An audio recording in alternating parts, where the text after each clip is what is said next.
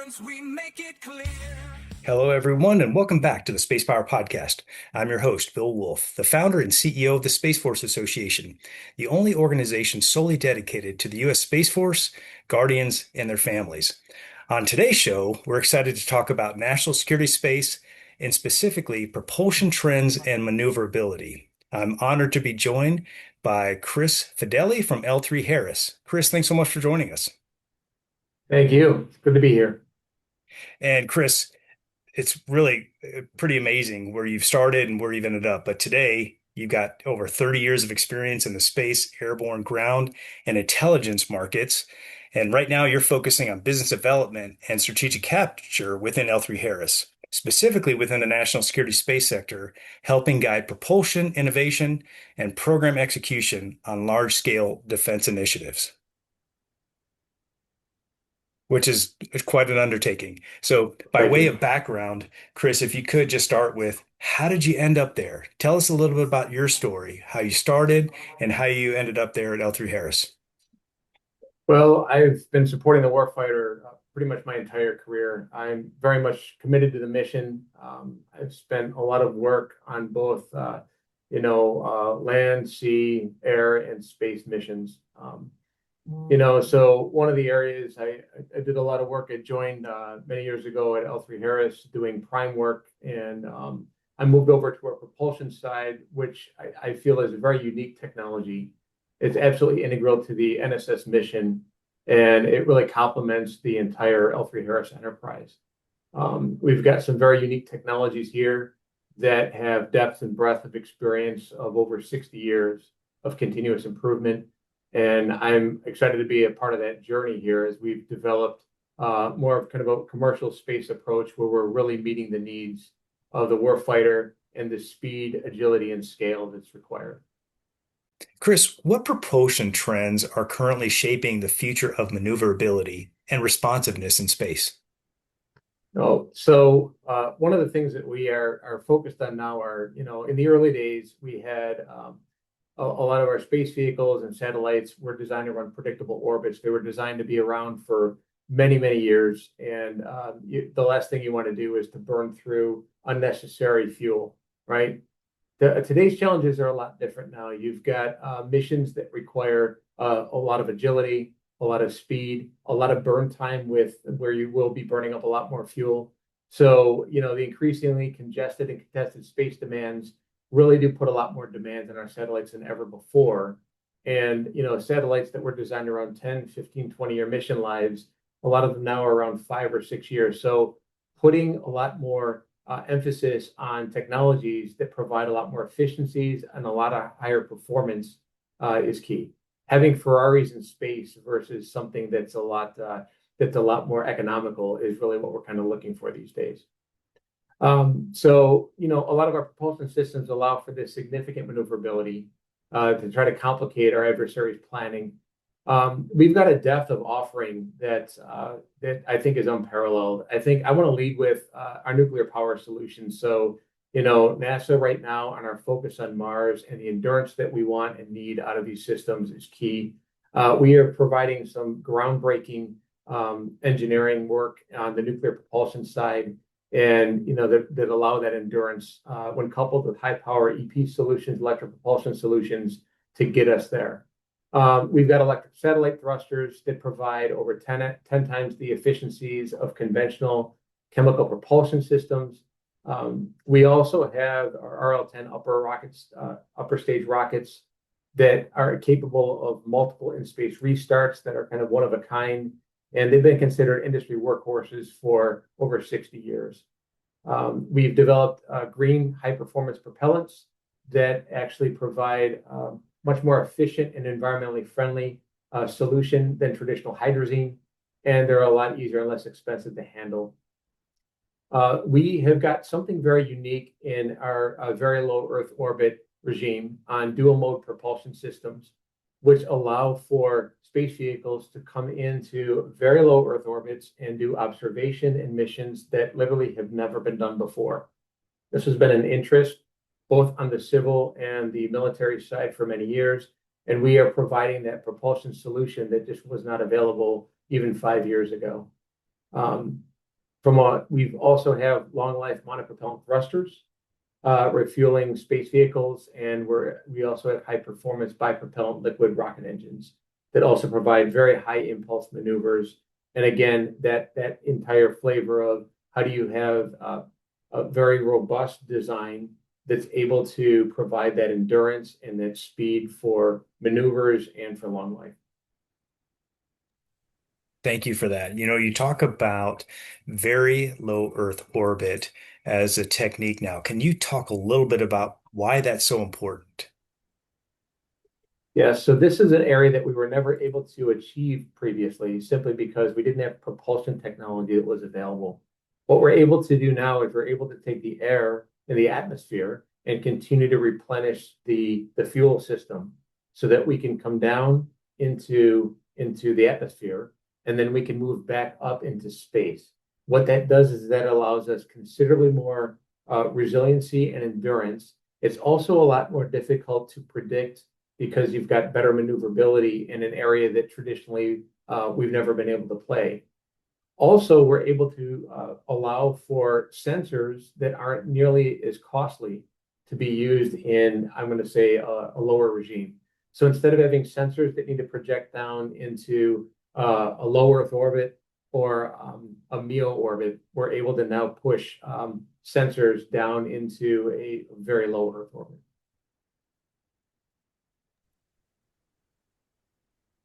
Can you talk just a little bit about VLEO?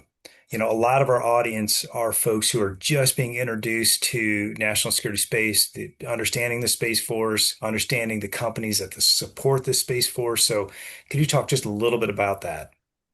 Oh, absolutely. So from a VLEO perspective, we offer a very unique capability where we're able to combine more of an exoatmospheric, endoatmospheric area where we're able to come in, we're able to replenish, refuel the space vehicles, and then be able to move back out into a low Earth orbit. That provides us almost unlimited capabilities where we're able to have endurance for multiple years.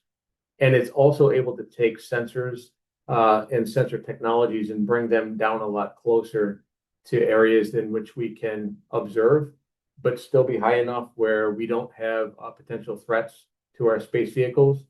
And yet we're able to maneuver both and be able to look up and look down in an area that just traditionally has not been utilized. So we believe that we've got something that's very unique and offers a whole different mission space that we've just not been able to take advantage of it previously. Thank you for that. And as you start talking about the innovations that are ongoing, can you discuss how propulsion innovation supports mission resilience and agility for national security applications? Oh, certainly.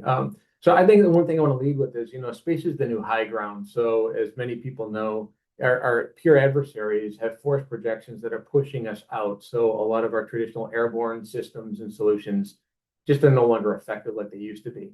We've been able to effectively move a lot of these technologies into space.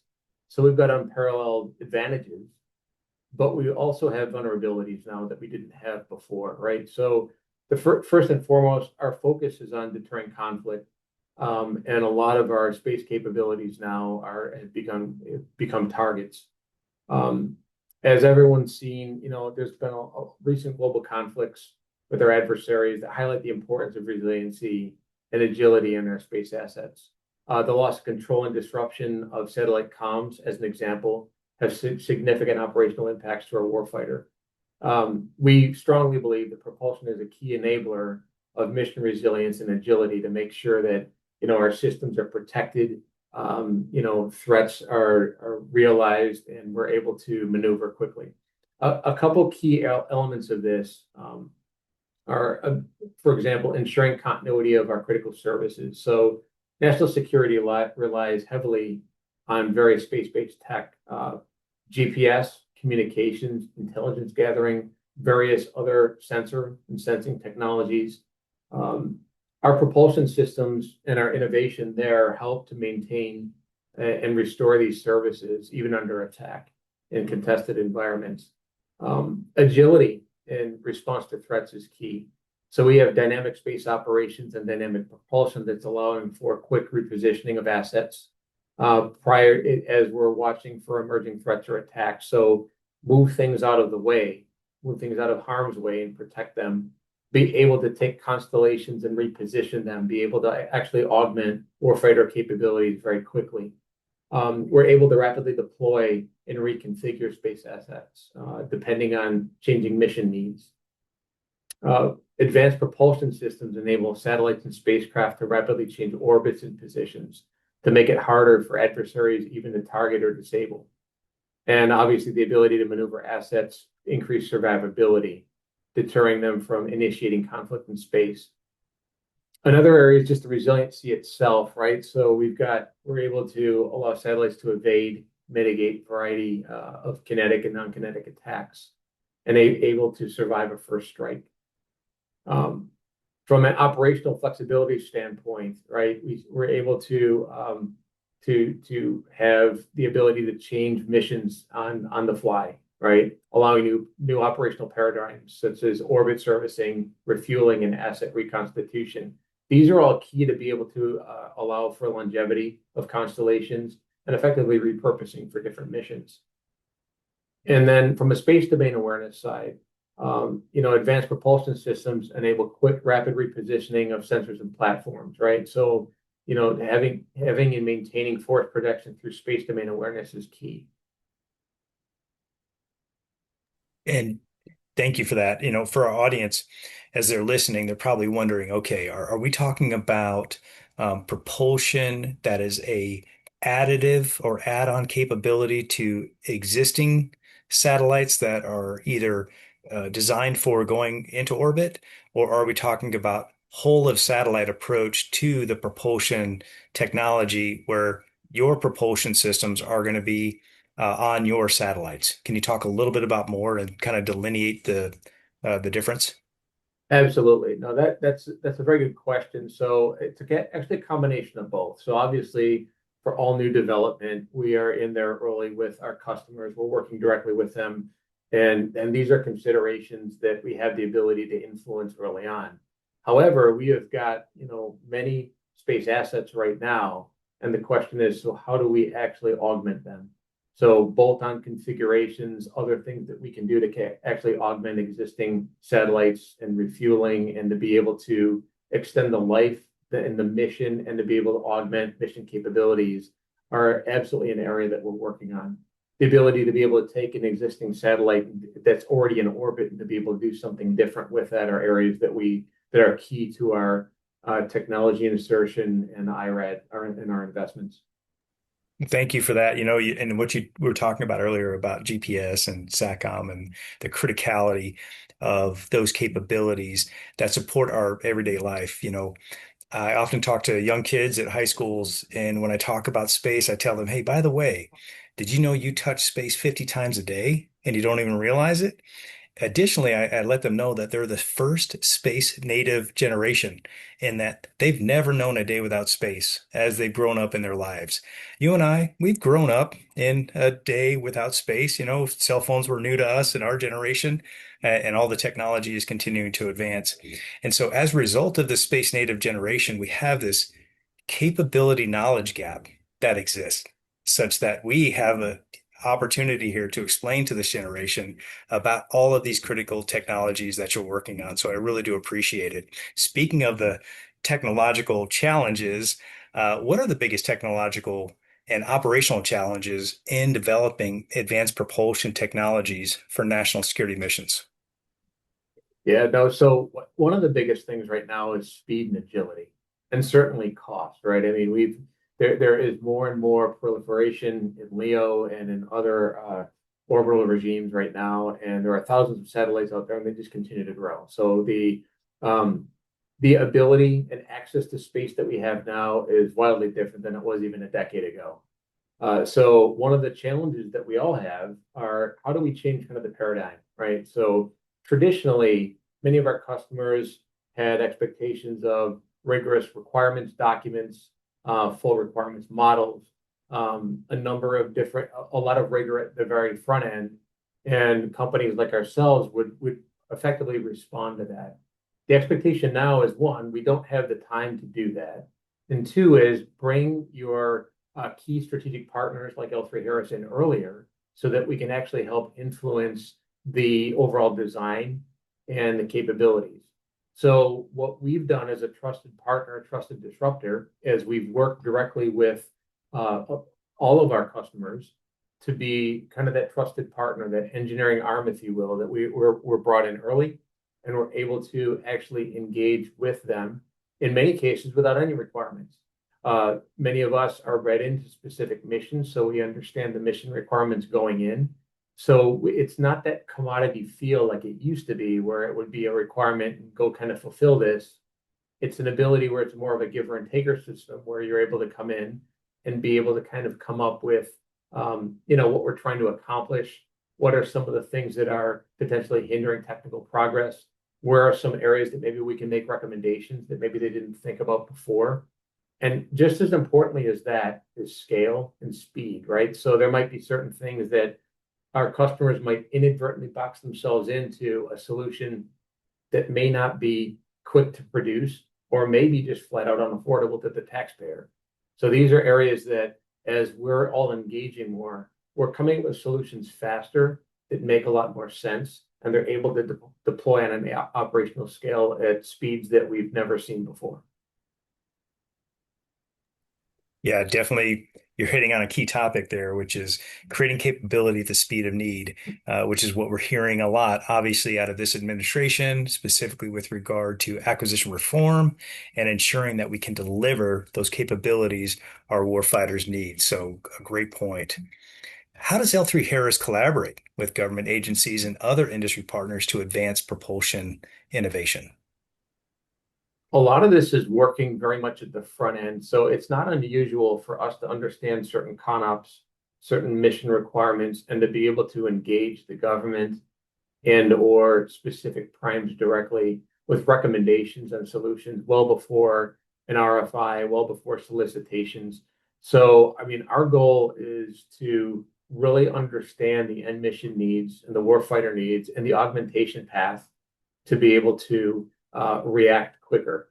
And quite frankly, a lot of our government customers have done a very good job of recognizing the need to have a much more collaborative feel with industry. So industry days, industry announcements, I think are a lot more collaborative than they ever were. So we work very hard to try to be at the very forefront. Also, when it comes to our technology roadmaps, to be able to share what we're doing early and have that collaborative discussion so that we're making sure that we're investing in all the right areas, right? If we need to redirect or revector what we're doing, we need the ability to do that. And that's the responses we get from customers are very good with that because we're trying to align with where they're going, right? Strategic alignment with technical teams early in the design cycle to co-develop propulsion architectures, that's key. And again, by getting that conversation early, we have the ability to kind of help take that on. And also understanding, kind of matched investments too. So, and keep in mind, we actually have a depth and breadth of catalog off the shelf proven solutions. So obviously, what we try to do is go there first to try to figure out other things that we can do that maybe give you an 80% solution, but they're available today with little to no non-recurring. Uh, Completely understand. Thank you. And you didn't really talk too much about this, but you've had extensive leadership experience across companies like Moog, GE, and Raytheon. So, what are those lessons that you carried forward into your leadership role here at L3 Harris? Yeah, so one of the things, I mean, I got into business development and capture from engineering years ago because one of the things that I saw when I go out to customers is kind of a wide exposure of the full mission experience.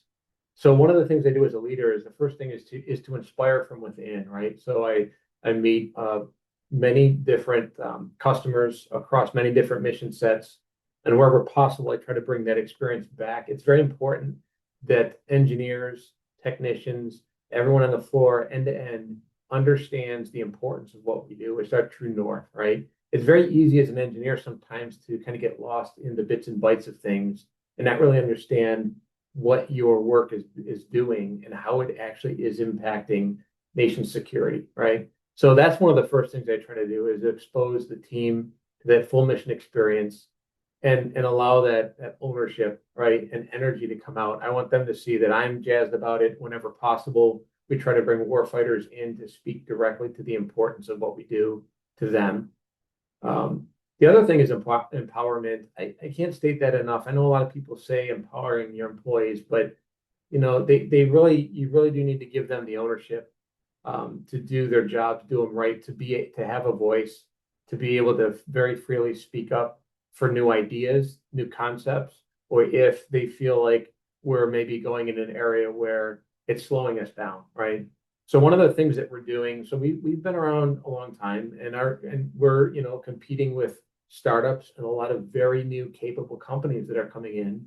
And so one of the things that we're doing here is transformationally changing kind of our own culture from within. We need to be fast. We need to be agile. We need to be able to take a lot of the robustness of designs and the design and analysis tools that we've done, but not let that slow us down, right?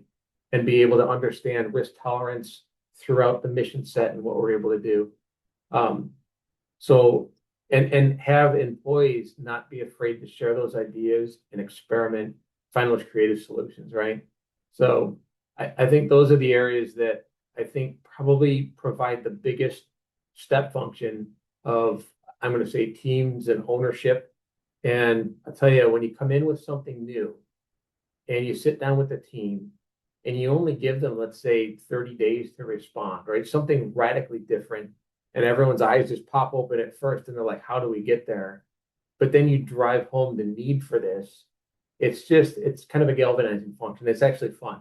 It's fun to see that the big eyes at first, people falling off their chairs, but then once everyone gets back up, how do we get there quick? So that's that gets me to it. I will say too, our team, we've recently unveiled some new guiding principles, right? Very simply, I own it, I simplify it, and I accelerate it, right? So I think that these are the things and the kind of the guiding principles that we all try to espouse, we live by, and it is something that we're seeing every day benefiting, and our customers recognize it too, right? We're not our grandfather's Aerojet Rocketdyne and Rail 3 Harris. We're moving fast at the speed of relevancy. Yeah, for those other leaders that are watching this, what insights would you provide them in terms of the tactics you use to keep the team coming back with new ideas? Because I know that's can be a struggle for leaders is making sure the team is being innovative. They are being challenged and they're coming to the leadership with good ideas. So can you talk a little bit without disclosing too many tactics, but just what are some of the techniques that you use to keep folks engaging? I'll tell you, there's a lot of different things that we've done that many other companies do, but I think the one thing that's a little more unique that we've employed is, there are always really good ideas, and I'll sit in meetings where people come in with something that's literally either we haven't seen it or we're too, we can't see the forest through the trees, or it really is groundbreaking. Whatever it may be, all of a sudden it's kind of that aha moment, and it doesn't matter who says it. What we do is we get on the phone with our customer right away, and the individual that said it, we bring them right to the forefront. And more times than not, because we do engage our customers very frequently, that they're not aware of it either. And it becomes an aha moment, not just for us, but then for a customer and the individual that brought that to the attention. They're immediately recognized by the customer, by the end user for this type of an idea. And I think that amongst anything else is probably the most motivational for people. It's not necessarily the money, the bonuses, any other areas that you could try to incentivize people. It's a recognition that their ideas matter and that the warfighter sees it. So it's not just a recognition of peers, supervisors, anyone here, but it's the end user sees it. And I see that as probably the biggest motivator of anything.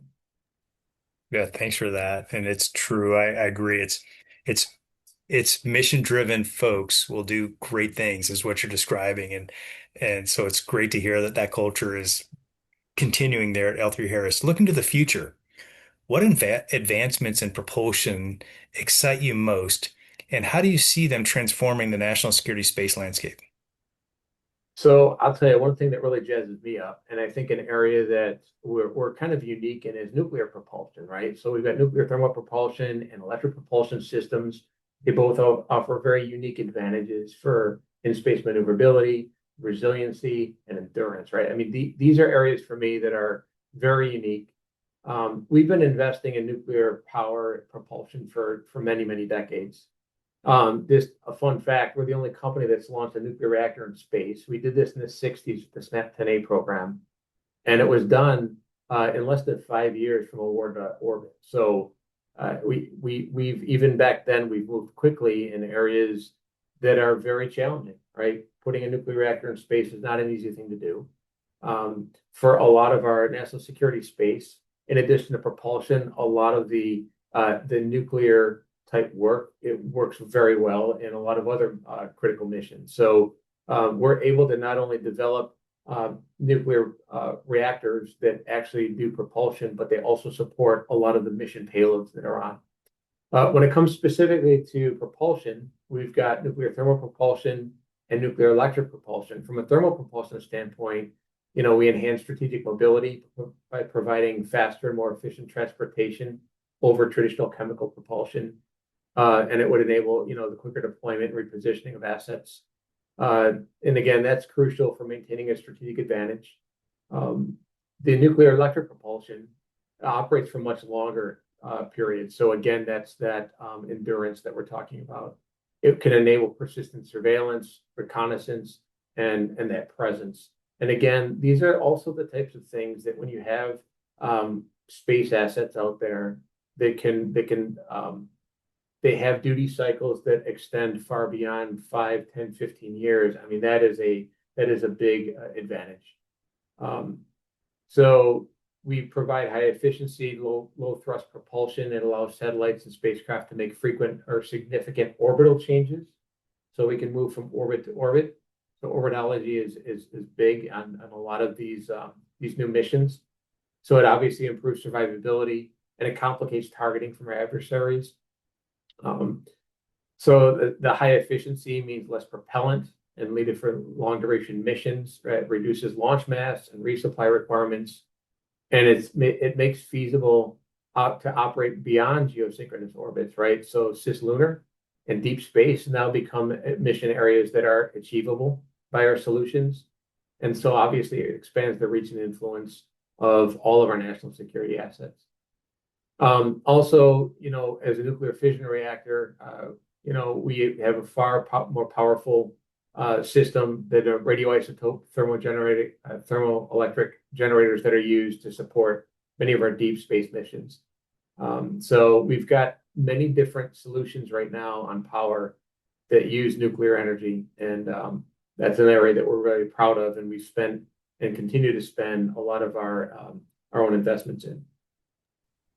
Yeah, that's really important. And I tell you, listening again to NASA Administrator talk about the need for nuclear propulsion, what does it mean from the civil for the civil sector? You talked about the national security sector. Now let's pivot over to the civil sector and talk about the application there. I mean, how much more quickly are we getting to Mars based on nuclear propulsion as opposed to traditional propulsion techniques?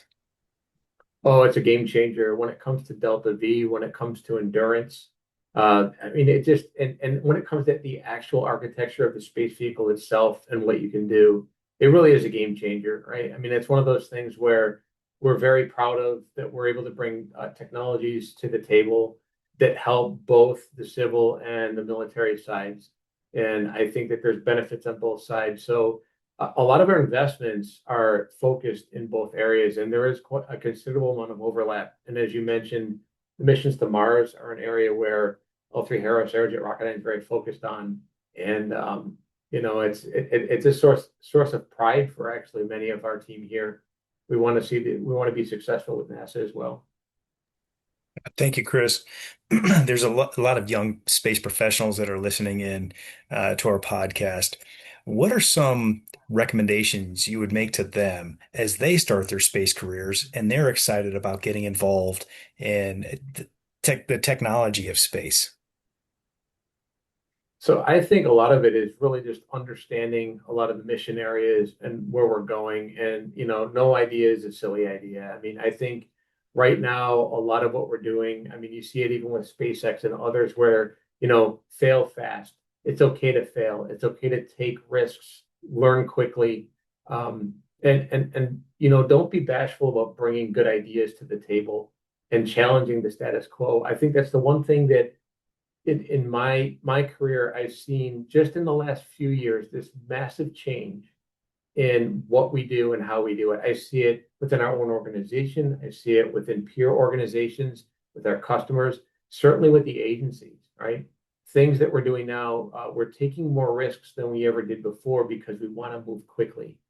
And I think I would recommend to all those that are considering or are getting into this type of this market space, as young engineers moving through, don't just take advantage of lessons learned and of many, many decades of some very solid, good engineering practices, but also question some of those in terms of how do we move quickly. I think it's a combination of don't be reckless, but also kind of challenge what we've done in the past to try to strike that balance of speed. Our adversaries are figuring this out, and we need to be there before them. We need to maintain overwatch over projection. And I think those are the ways that we will do that and stay ahead of everybody. Good words for sure. Before we close, Chris, is there anything upcoming at L3 Harris or within your division that you'd like to highlight for our listeners?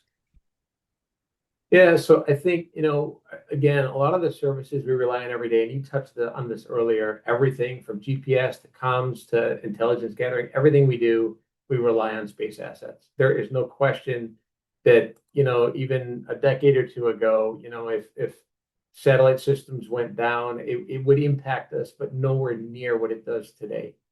So I think one of the things that, again, we're really focused on here at L3 Harris is obviously the mission payloads, understanding the mission, but just as importantly, understanding how to protect the assets so we can survive, right? So, we spend a lot of our time and focus on trying to protect that, to protect those key mission areas and what we can do to ensure that we're that these targets are protected.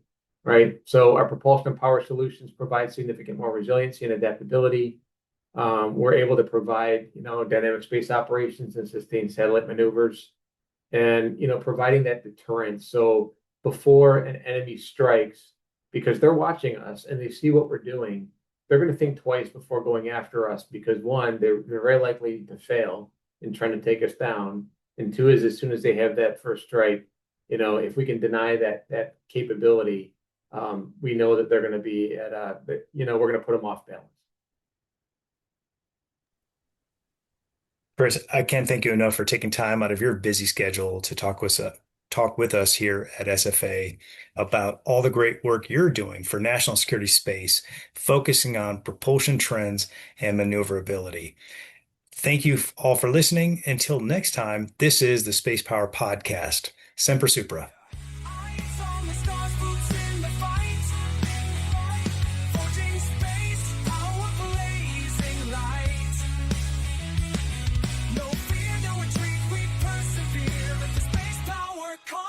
We make it clear.